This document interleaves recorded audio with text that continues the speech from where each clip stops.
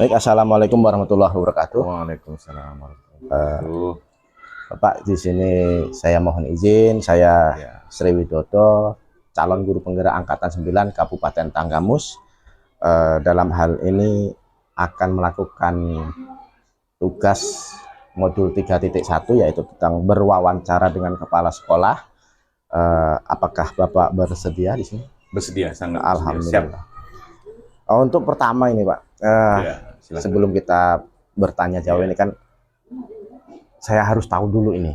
ya, Gimana sih kabar Bapak hari ini? ya.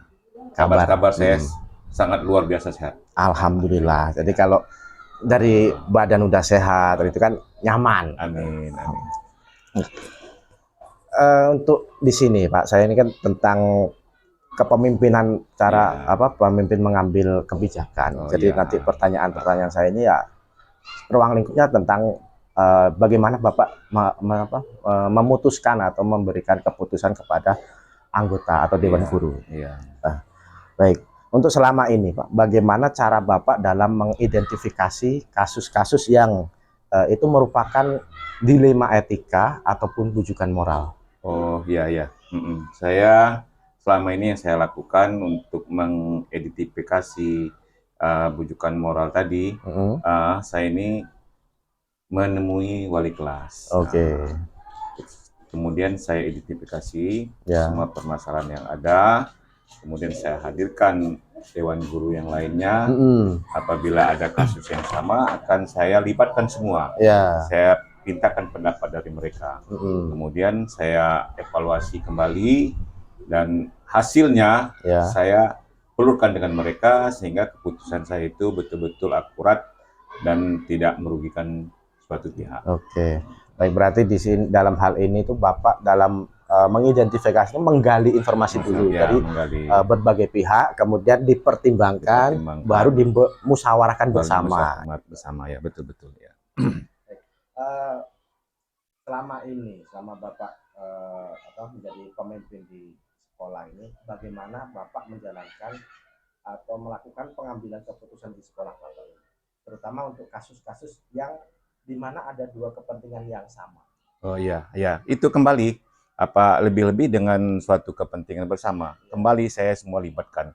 Jadi mana yang betul di antara suatu permasalahan umpamanya 2 atau 3 yang sifatnya sama, pasti ada suatu kelemahannya. Jadi diambil mana yang lebih prioritas yang terlebih dahulu, itu yang akan kita putuskan seperti itu, Pak. Ya. Berarti sebelum memutuskan atau memberikan keputusan itu kan Bapak menimbang kembali mana sih yang permasalahan yang ya, memiliki dampak baik yang lebih banyak, itu yang diutamakan, gitu Pak ya? Iya, iya. Oke. Nah, untuk langkah-langkah Pak dalam pengambilan keputusan itu kan ada langkah-langkah Iya, iya.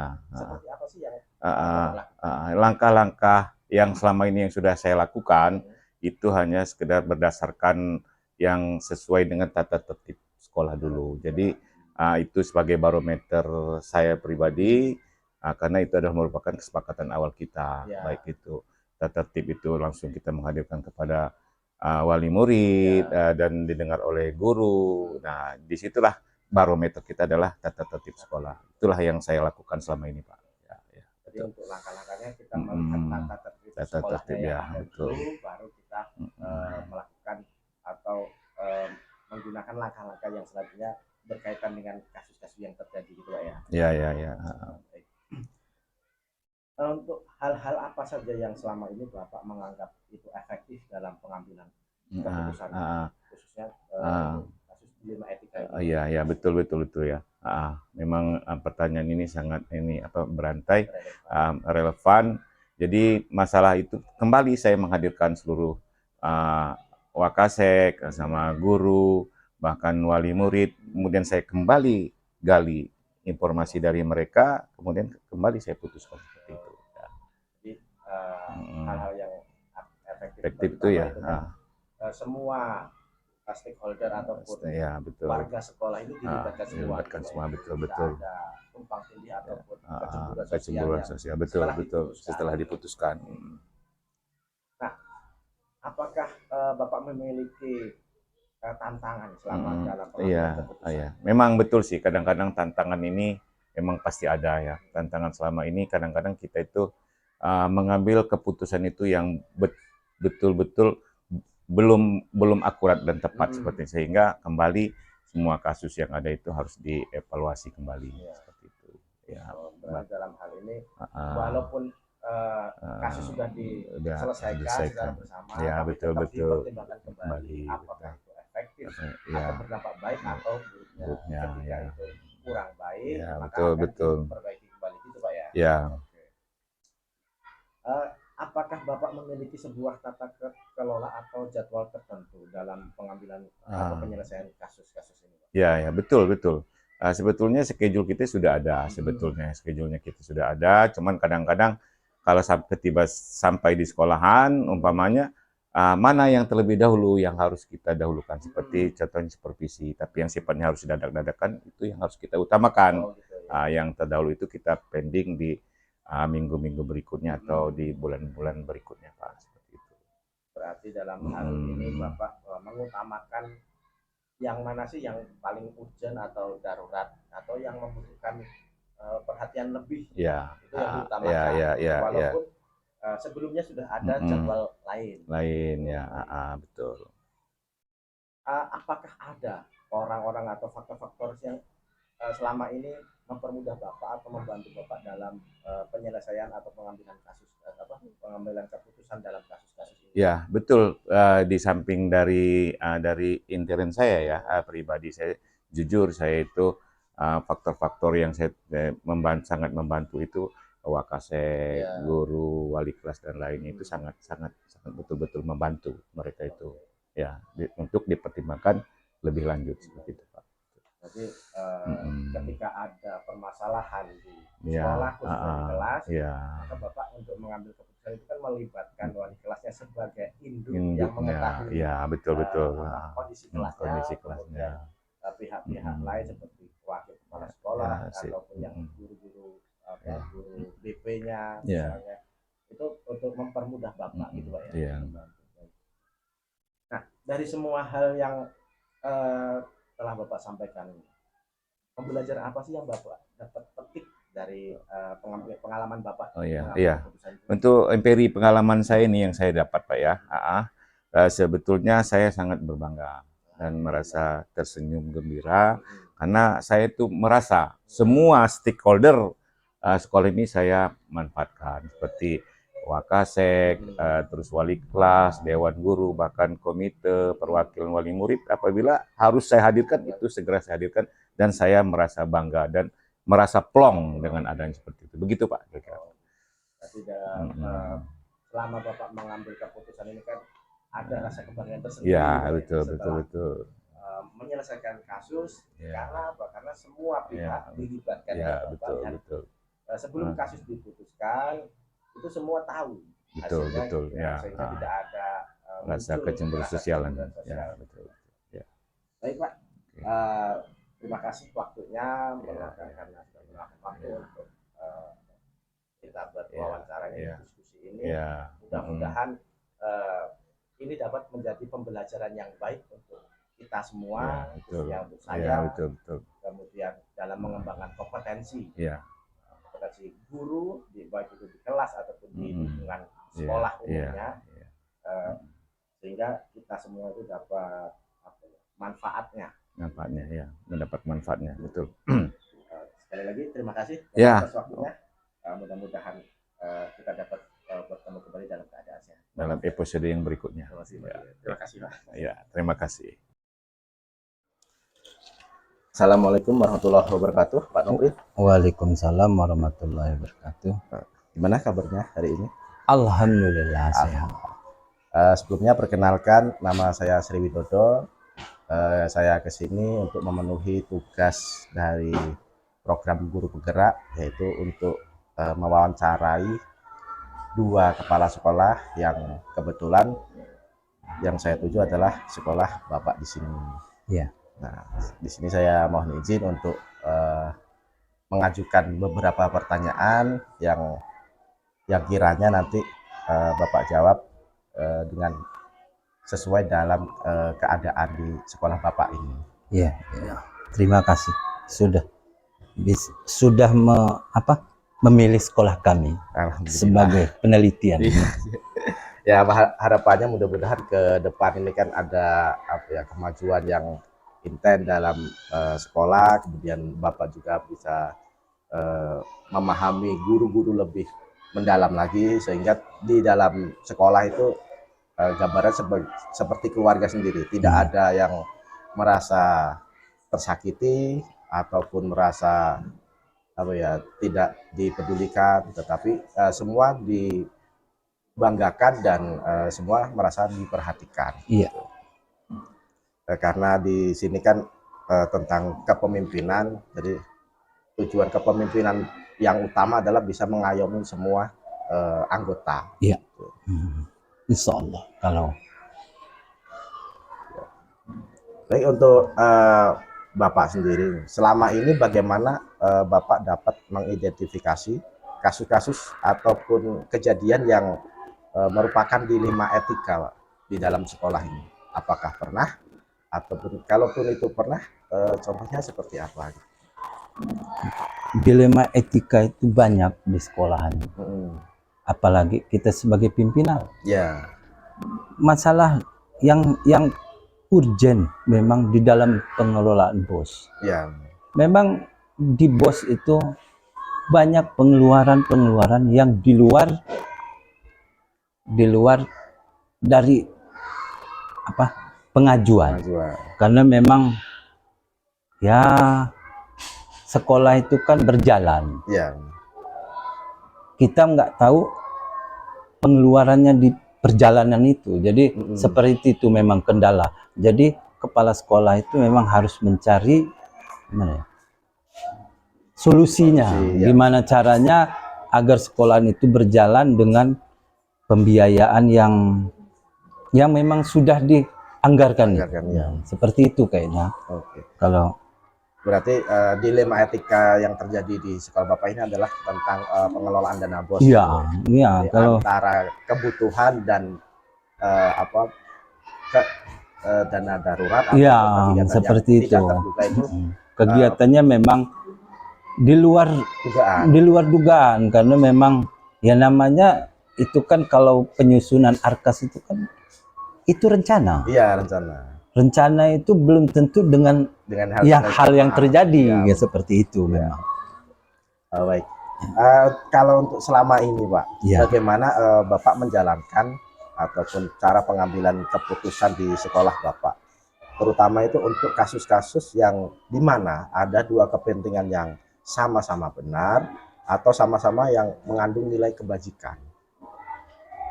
Kita kalau di sini kita ambil yang terbaik di antara dua pilihan itu. Umpamanya dalam pengambilan setiap rapat rapat itu nggak mungkin kepala sekolah menentukan sendiri. Ya, benar. Kalau nggak kita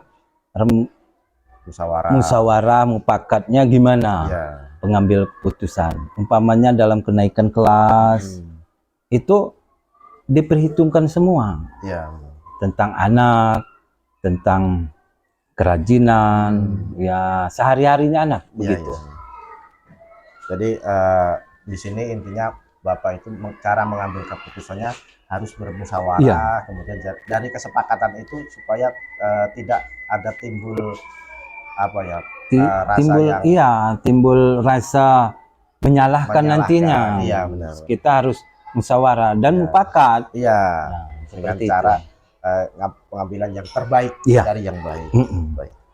Seperti untuk selanjutnya nih, Pak. Ya.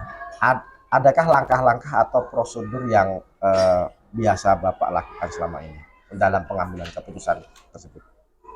Langkah-langkahnya ya kita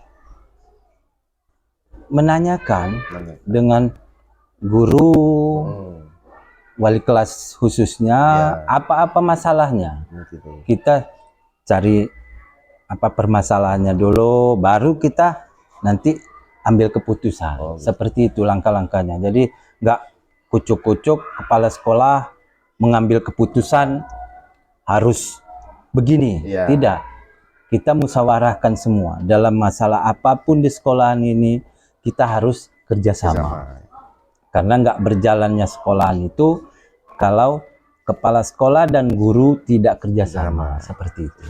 Jadi intinya di sini cara Bapak mencari langkah ataupun menggunakan prosedurnya dengan cara mengidentifikasi ataupun menggali informasi-informasi dulu. Gitu, Pak. Ya, seperti itu. Untuk hal-hal apa saja yang selama ini Bapak anggap yang efektif dalam pengambilan keputusan, khususnya dalam dilema etika ini, Pak? Ini seperti apa ya? Pengambilan keputusannya. Iya, yang dalam etika. Apakah itu melibatkan semua guru ataupun? Iya, melibatkan semua guru, wali murid, kami juga, dan komite. Semua kami libatkan dalam pengambilan keputusan, apapun keputusan di sekolahan ini. Enggak meninggalkan salah satu pihaknya, gitu ya. Kita harus kerjasama semua. Karena selama sekolah ini kan milik bersama. Jadi tanggung jawab kita semua dalam memajukan sekolah ini. Iya, karena kita harus menjaga nama baik sekolah kita juga. Seperti itu. Kemudian ini apakah Bapak memiliki sebuah tata kelola atau jadwal tertentu dalam mengambil sebuah penyelesaian kasus dilema etika ini? Misalnya 1 bulan ini Bapak mau menyelesaikan kasus apa, bulan depan kasus apa gitu. Target-target itu ada atau tidak? Target-target itu memang ada. Karena tapi lihat keadaan juga sebenarnya. Kalau memang